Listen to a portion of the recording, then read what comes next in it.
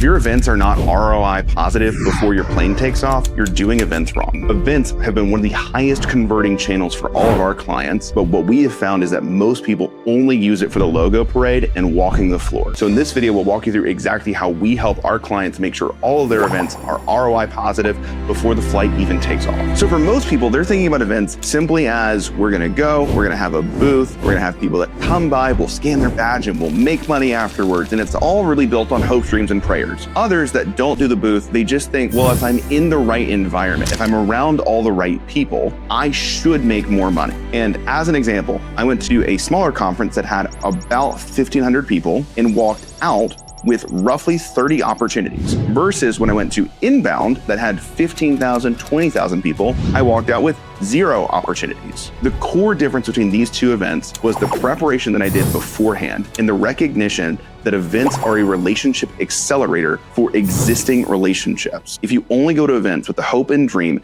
that you might bump into the right person, you will absolutely fail every single time. Events easily break down into 4 core sections that you absolutely have to have a detailed tactical plan for in order to make the most of it. First is pre-event. Second is during the event. Third is the follow-up. And then the fourth and most impactful, if you can get it, is a speaking session at the event. We're gonna break down each one so that you make sure you've got the greatest return for the events that you've got this year. When you think pre-event, you will make or break every single one of your events simply by how many meetings are booked before you ever show up. And the big question we get asked all the time is, well, how do I even know who's going? And there's 4 core, very simple sources that you can look to identify who you could actually get a meeting with beforehand. First is relatively simple. If you've been to the event previously and you sponsored the event previously, many events have a high return rate. So it will not be a perfect 1-for-1 match. But if you go back to last year's event list, and even if you didn't sponsor, but you just made relationships at last year's event and you are going again, first reach out to those people. They already know you, they already met you previously. This is an opportunity to re-engage those relationships and accelerate them quickly. Second is going to be specifically, a lot of events now have event apps that open up typically 3, 4, 5, sometimes 8 weeks in advance of the event. And they have messaging functionality. So you can log into the event app and just message people in the event app so that you know that they're going to be there. Huge opportunity that most people never think about. Third is if the event doesn't have an app, you should use social media based on hashtags to specifically identify who's going to be there.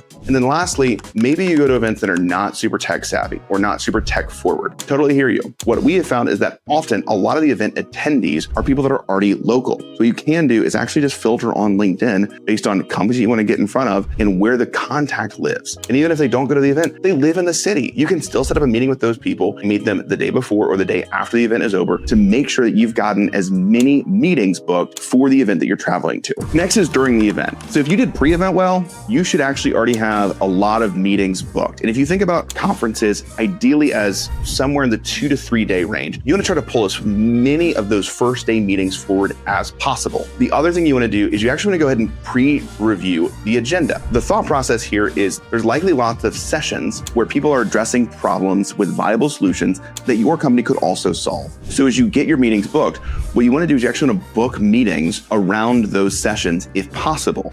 And then you also want to go to those sessions and see who asks great questions, who's involved, who's engaged. And what you may end up seeing is if you go to a couple different sessions that are on similar topics, you'll see the same people over and over and over again, and you know they have a real problem that they're actively trying to solve. And that what you want to do is, as you're leaving, you want to serendipitously walk kind of close to them, strike up a conversation, and sit down with them for coffee or for lunch, and then use those break moments to build relationships that then turn into, hey, I actually think we might have a solution for you. No stress if not, but would you want to stop by the booth? Or do you mind if I just take 10 minutes and show you? If you've already started to strike up a relationship, most people will say yes. So as you're at the event, have your pre-scheduled meetings and then go to sessions where people are talking about the problems that you solve so you can identify other people that need your help. Post-event is where most people completely mess up. They, during their meeting, don't book a meeting. What I have found is the most effective way to make sure sales is actually moving quickly is what is referred to as BAM fam. So it's book a meeting from a meeting. So if you meet with somebody in person,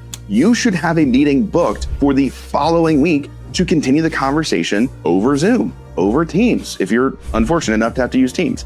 But you have got to make sure that once you've met them in person, it's a relationship accelerator. But most people that are in B2B are not doing a close at the booth. They're building a relationship in person to build trust, and then they run a standard sales cycle remotely once they're out of the event. So if you are not booking a meeting while you're in person, it is highly unlikely that you're actually going to ever get a meeting post-event, simply because inevitably all the sponsors will get the list and they will just bombard people with 14,000 emails and you will get lost in the shuffle. The only way to make sure that your post-event is highly effective is to have it pre-planned during the event. So as you think about post-event, make sure you leave the event with clear next steps for everyone that you wanted to have a relationship with. The reason we did it in this order is that this is how you actually make an event successful without a speaking session. But what we have found is if you have the opportunity to speak, it makes sure that your events are exponentially more impactful. And we do these in slightly different ways. So the first thing is when you're doing your pre-event section, ideal scenario, you're actually maybe not booking a meeting. You're actually probably pushing more people to the session. Because what we want to do is we want to have a packed out room. From there, what we want to do is we actually want to make sure that we have some kind of an offer that is specific to that audience. So whenever we do an event, we actually do scrappyabm.com/the event name, and then we have people go download our program planning template, and they actually get more value from the session because they're actually live building an ABM program right along with us because they got a template from us. Not only does this actually help them and build brand and help make sure that people like us more, but it also helps us easily tag and identify who did we meet at the event and who is actually really interested in building out an ABM program. So by actually having some kind of a content offer that is a part of your session, even if you speak and the session organizers don't give you the list for whatever reason, you've got your own list that you know was at the event. The next component to this is many event apps actually associate who registered for your session. So then following your session, you should do follow-ups to ask for feedback and say, I'd love to just sit down with you and help you further think through these problems. And then the last thing that we've always done for events is whenever we have a speaking session, I don't sell, I speak, and I say for the duration of time that we're here, I'm a free consultant. So if you want to just work through your problems, you want to get help on whatever you're struggling with right now, just come talk to me. Let's book a meeting. Let's book time. And I don't sell very intentionally. And then we have a couple of salespeople that come with us.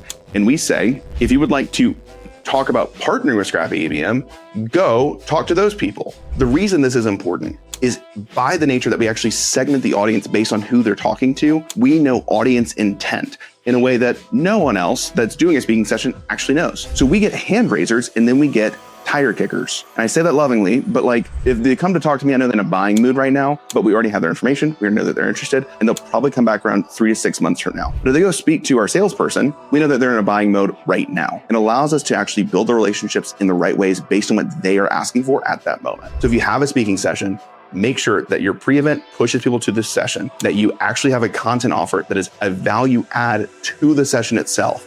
And then at the very end, your call to action is, if you want to just talk about your problems and how you could solve them, come talk to me. I am clearly a subject matter expert. I just talked on the subject that you attended the session for. If you want to talk about buying from us, go talk to those people and segment your audience so that you can build the best relationship that doesn't just convert the event today. So you can build relationships that convert 3, 6, 9, 12 months down the road. Who knows, maybe for years to come. So now we've gotten through the core 4 sections. I actually have a bonus 5th section, which is doing some form of a dedicated private event that tags along with the event. This is where you go from, we went after the right audience because of the event, to specifically, we went after the right accounts. It is difficult, admittedly, to know exactly which events your target accounts are going to, but you can make fairly educated guesses based on the topics. But once you've actually gotten to the event or you've done research beforehand, you can easily know the top 10, 20, 30 accounts that you absolutely want to have a conversation with. And what you just do is you invite them to a dinner, invite them to a cocktail hour. You make sure that this event will be ROI positive because you got the exact target accounts that you wanted to speak with in a room. And the more that I've done research into private dinners, they're not crazy expensive. They're going to be in the range of $2,000 to $5,000 to host and get 30 accounts that you desperately want to talk to in a room. And if you can then, following up from that dinner, get 20%, you've now created a mechanism through which you have 6 new opportunities, all in between travel, between tickets, and between the side event. 6 opportunities should make your event overall ROI positive. So now that you understand all the ways in which you can make the most out of the event, it's the side events that you host that ensure you actually use this as a way of progressing the target accounts that you directly directly want to have conversations with. Thanks so much for watching this video. We actually made this video directly in response to some of the questions that we've been getting from our newsletter audience. So if you want to get actionable tactical playbooks just like this, go to scrappyabm.com/newsletter. And if you have a question, feel free to just respond. We'll make a video just like this for you. We've got tons more content just like this. So if you liked this, feel free to go to our YouTube channel, subscribe, and please like this video, share this with your boss so that you guys can make the most out of your event programs this year. Thanks so much for watching this video. We look forward to seeing you guys in the next one.